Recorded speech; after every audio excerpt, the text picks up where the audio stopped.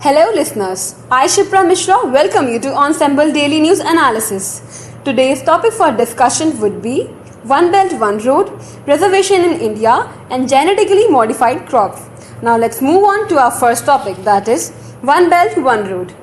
More than 2000 years ago, China's imperial envoy Zhang Qin established the Silk Road, a network of trade routes that linked China to Central Asia and the Arab world. This route has influenced the development of the entire region for hundreds of years. What is One Belt, One Road? The proposal for establishing a network of railways, roads, pipelines and utility grids that would link China and Central Asia, West Asia and parts of South Asia was introduced by President Xi Jinping in 2013. OBOR Action Plan was authorized by the State Council of China in 2015. It had two main components, the Silk Road Economic Belt and 21st Century Maritime Silk Road. The Silk Road Economic Belt is envisioned as three routes connecting China to Europe via Central Asia, the Persian Gulf, and the Mediterranean through West Asia and the Indian Ocean via South Asia. What is the aim behind OBOR? It is expected to bridge the infrastructure gap and accelerate economic growth across the Asia-Pacific area and Central and Eastern Europe.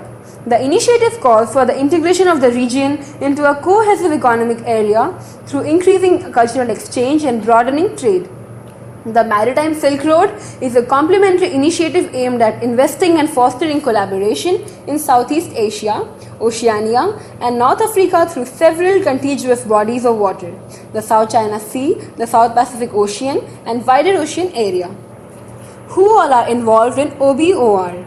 China has identified 65 countries along the Belt and Road who claims to be participants in the initiative. These countries account for 62% of world's population.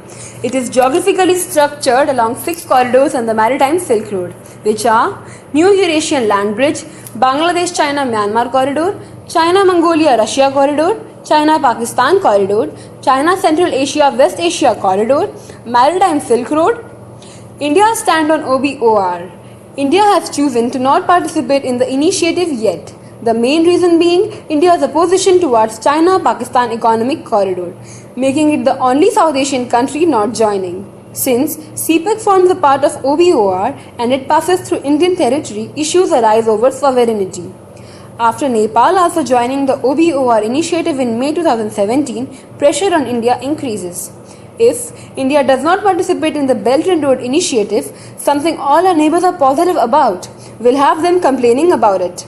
China through the diplomatic channels had been trying to persuade India to join in the initiative. But by joining in, the focus of India to isolate China due to its growing dominance would be hampered.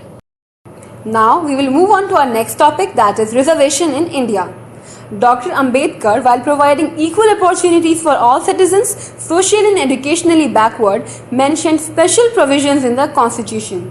In order to ensure political representation for 10 years, Dalits and tribals have been allotted different areas. What is reservation? Quota system has been set up, keeping the potential positions in a proportion to the members of a specific group. Those who do not come for these positions can only compete for the remaining of posts. Caste-based reservations. Reservation is done for the appointment of Dalits, tribals and other backward castes by the government. Caste is a birth-ascribed stratification and cannot be changed for life. Of the seats available in central government-funded higher educational institutions, 22.5% is reserved for Dalits and Adivasis, of which scheduled castes contribute 15% and scheduled tribes 7.5%. By giving 27% reservation to OBCs, the quota has been increased to 49.5%. For Dalits and tribal students, only 50% marks are acceptable. In Tamil Nadu and few other states, on the basis of demographics, Dalits and Adivasis are given 18% and 1% reservation respectively. Backward classes in educational institutions and government jobs in Andhra Pradesh provides 15%, 6% and 4% reservation for Dalits, tribals and Muslims respectively. Gender-based reservation. Women receive 33% reservation in Gram and municipal elections. There is 30% reservation for women in many law schools of India.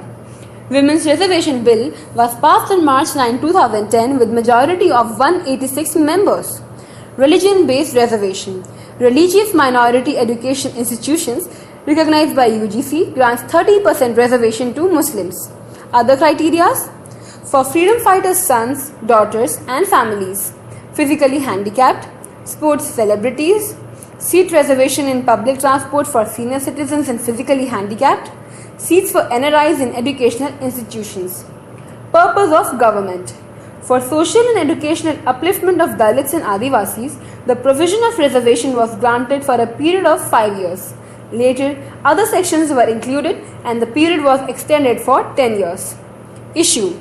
In every 10 years, reservation tenure is increased through constitutional amendment. The upper limit for reservation is set up at 50%, which some states have increased to 68%. Due to benefits of the reservation, incidents of forgery have increased. Suggestions: anyone with an annual income of Rs 2.5 lakh, irrespective of their caste or religion, can be kept in the creamy layer and must be kept out of benefits of reservation.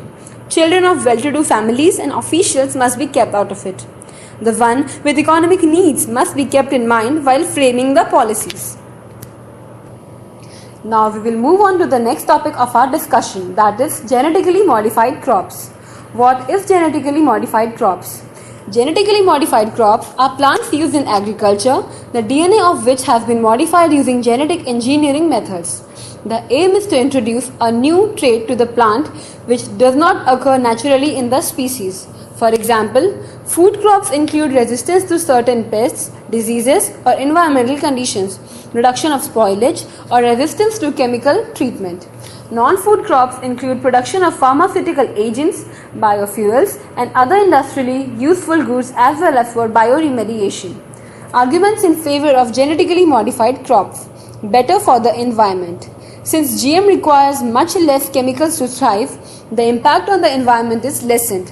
The pesticides and other chemicals commonly used for non-GM crops emit greenhouse gases and pollute the ground soil. Resistance to diseases. One of the modifications made to the crops is an added resistance to diseases that would normally kill off the crops. This keeps the yields high and the price for the consumers low. Sustainability. GM crops provide a stable and efficient way to sustain enough crops to feed the ever-growing population of people in the world. This was the main goal of GM crops in the first place. Increased flavor and nutrition. Along with resistances to the insects and disease, the genes of the crops can also be altered to have a better flavor with increased nutritional value. Longer shelf life. Genetically modified foods have a longer shelf life. This improves how long they last and stay fresh during transportation and storage. Keeps it affordable. One of the biggest effects that the GM crops have had on our daily everyday life is the prices of produce and other foods. Since more crops can be yielded, the prices can be much lower. Arguments against GM crops. Organizations such as Greenpeace argue that GM crops don't yield better results but push farmers into debt. Farmers lose their sovereign right over seeds as they are forced to buy GM seeds and technologies from multinational corporations. The increasing incident of suicide by farmers cultivating BT cotton is cited as an example of the perils of GM crops in a country such as India. GM foods are created by inserting foreign genes to an organism. This process is considered to have negative effects on humans because these inserted genes may carry along with them certain allergies that trigger such immune response. A GM food may also increase its production of toxins at levels already harmful to humans. Another reason is the inserted gene is not accepted by the recipient organism because it interferes with its metabolic pathway. Thus, by eating such foods with toxins and the possibility of ingesting the toxin and being harmed by it may happen. Some genetically modified food have been reported to be devoid of nutritional value because genetic engineering tends to focus more on increasing production, prolonging their lifespan and ability to deterpest. The nutritional value of some crops is sometimes being compromised. The disadvantage on environment are release of toxins to soil. Too much toxins in the soil can prevent the growth of bacteria essential for plant growth. Disruption of biodiversity.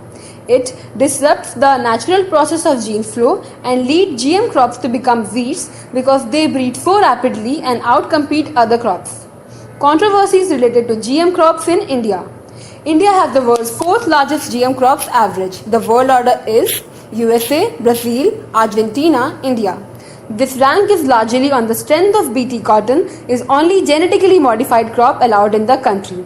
There are basically two major events that raked in controversies in the GM food arena in 2016.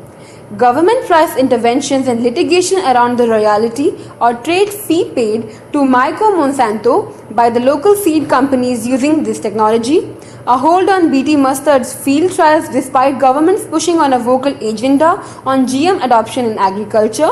To understand these issues in a comprehensive manner, we'll have to understand the legal framework and debates these crops briefly. Legal framework on GM crops in India. In our country, the GM crops are regulated under the following. Environment Protection Act, GAEC. All transgenic crops in India require environmental clearance under Environment Protection Act 1986. Genetic Engineering Approval Committee was established in 1989 as apex body for this matter. Presently, there are 6 committees under the rules of 1989. The mandate of the 6 committees under rules 1989 is as follows. Genetic Engineering, State Biotechnology, District Level Committees, Recombinant DNA Advisory Committee, Review Committee, Institutional Biosafety Committee. That will be enough for today's discussion. Thank you all for staying tuned.